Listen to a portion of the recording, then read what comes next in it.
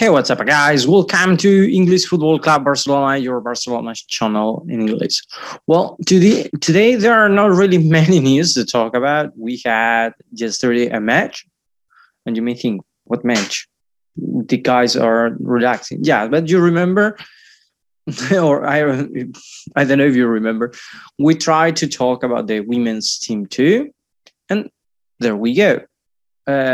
My intention from the beginning was to talk about them more. Lately, I barely talk about any team, so but well, from now on, I'm going to try to really focus a bit more on the women. So from today, we had the match. Yesterday, we played against Arsenal, and I also want to talk about Koeman a bit. So, without more delay, let's start.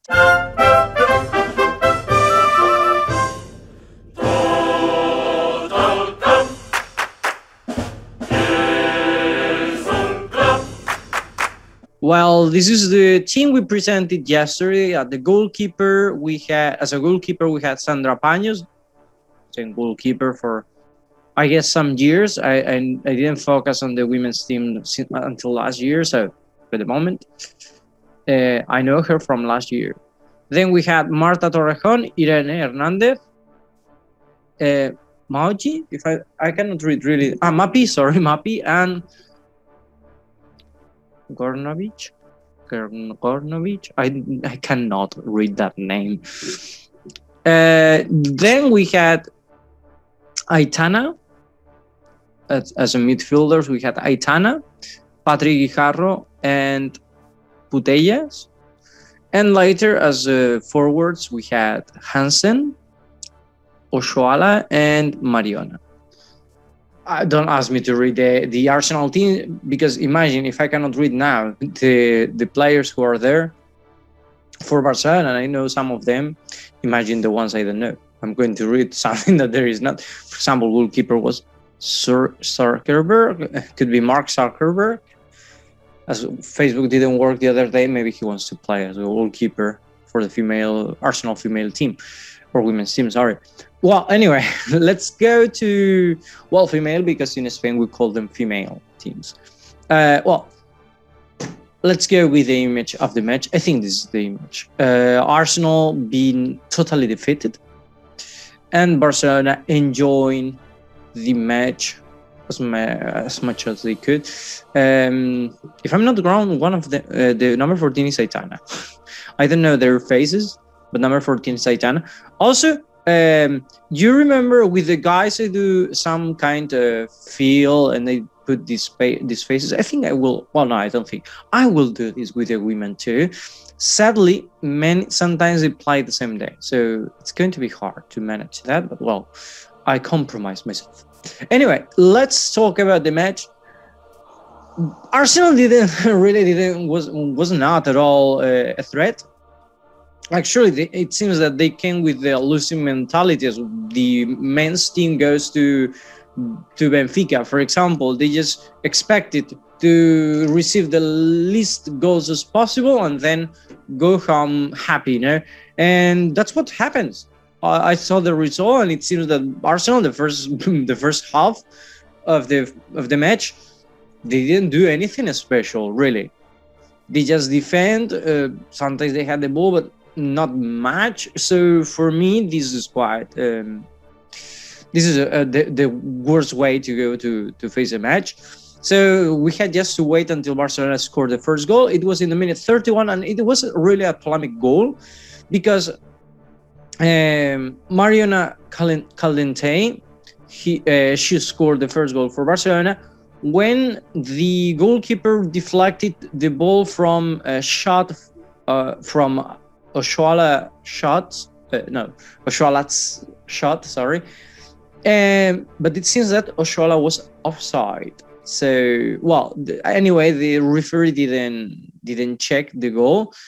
In my opinion, yes, it was offside. I saw the images, I saw the repetition, etc. It was offside. But sometimes the referees are against us. In this case, they were for us, or again with us. So, all right. let's go. Then 11 minutes later, Oshoala also, again, she did a great race from almost the midfield until the area. And when she was defended by some players, Putellas, if I'm not wrong, Putellas came from behind. Oshoala gave the ball and 2-0 in 42 minutes. So it seemed that the team was playing quite well. Actually, the 3-0 came after the first half, or after the half time. In the minute 46, Barcelona sent the ball by a great pass, and Mariona Caldente scored the goal, the third goal. Well, sad because Arsenal changed some players, as you can see in the you could see before. They changed the forward actually, and they started playing quite better. They arrived a bit, and actually later they score. Give 1 second, I don't remember the minute. In the minute, it doesn't say. Well, a few minutes, 70 something. I don't remember. Well, later Arsenal scored the first goal. It was a weird goal. The ball passed inside the area and Abadi touched it. The Arsenal players touched it with a hip. Lucky, no, but well, any goal, any part of the body is all right unless the hands. And finally, Barcelona in the minute 84. Finally, they scored the last goal. Martens, who just got in the not just she was substituted, or someone was substituted by her. So she got in the match. In the second half, she received quite good a ball at the space. She ran a lot.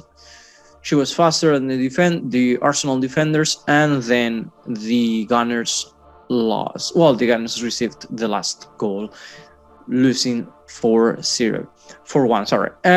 Quite good match for Barcelona, for the women. The women that they still are freaking great team in Europe.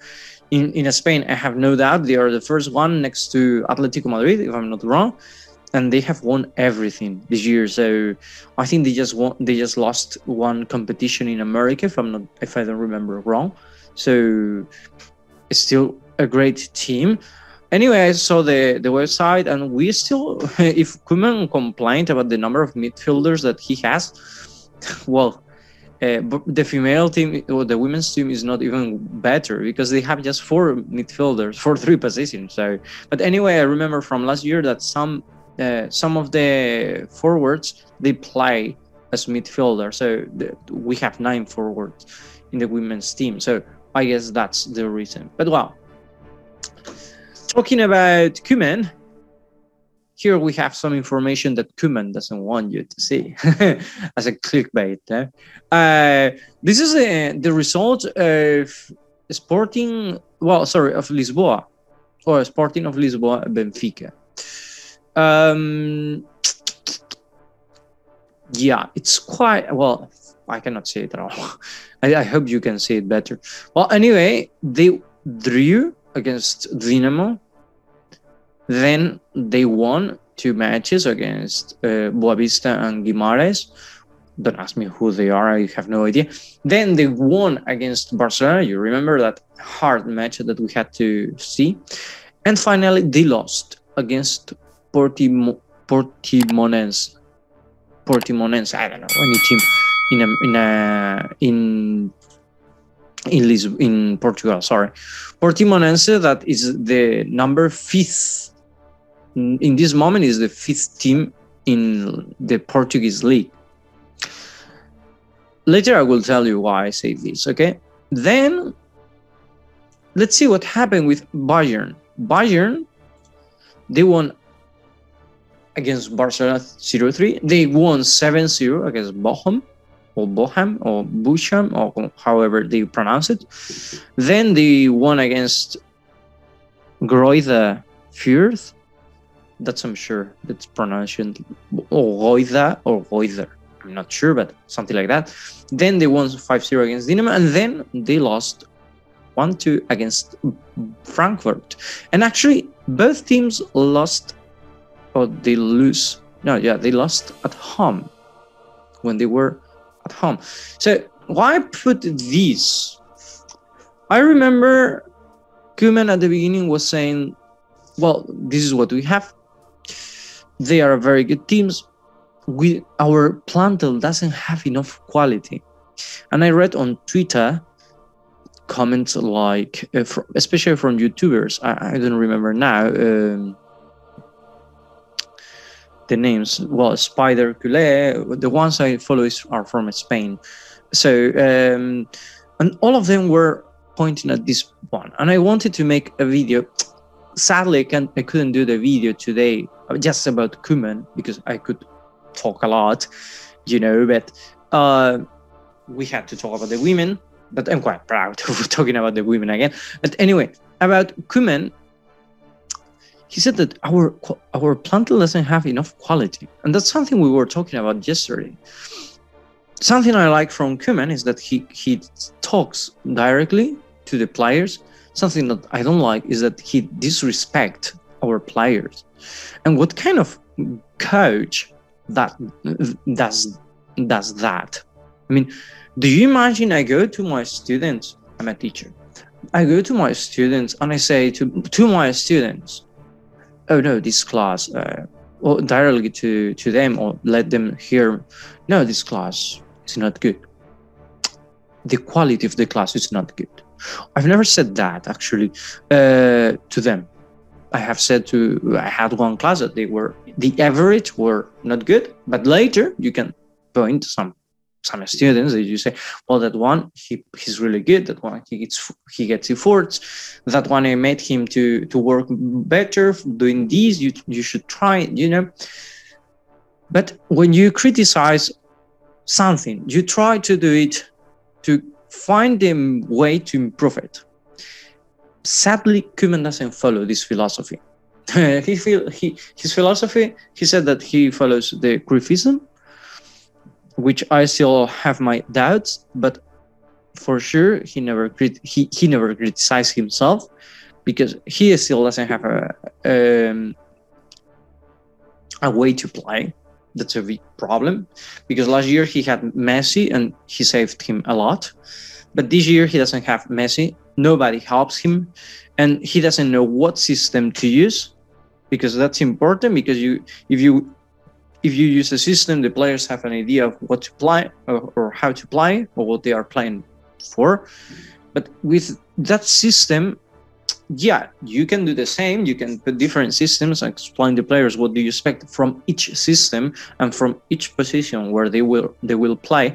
But it seems that Koeman doesn't have that exactly. It's like the improvisation, that we were talking about yesterday for Laporta, but in Koeman's case is to very extended, and that's really sad. That's the reason, that and the attitude that he transmitted to the players, because saying things like the other team are very good, we have to play with more defenders, this is what we have, saying things like that, you're transmitting an idea of losing.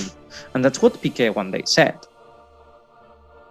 We are not here, we are not Barcelona. I don't wear this shield, I don't know if you can say it, I don't wear this shield to come to lose, to get fourth in La Liga, or to let's see if we pass the group stage. I am in Barcelona to win. And it seems that that's not Koeman's idea, and that's the worst from him. You can say he's a bad coach, he should do this, do that, do those, but the main thing is his losing mentality. That's the worst. So, well, guys, that was all for today. Well, for the moment, I hope to have some news this afternoon and being able to talk about something more interesting. But, well, I hope you enjoyed the video, and thank you for watching us, and see you in the next video. Have a nice day. Bye-bye.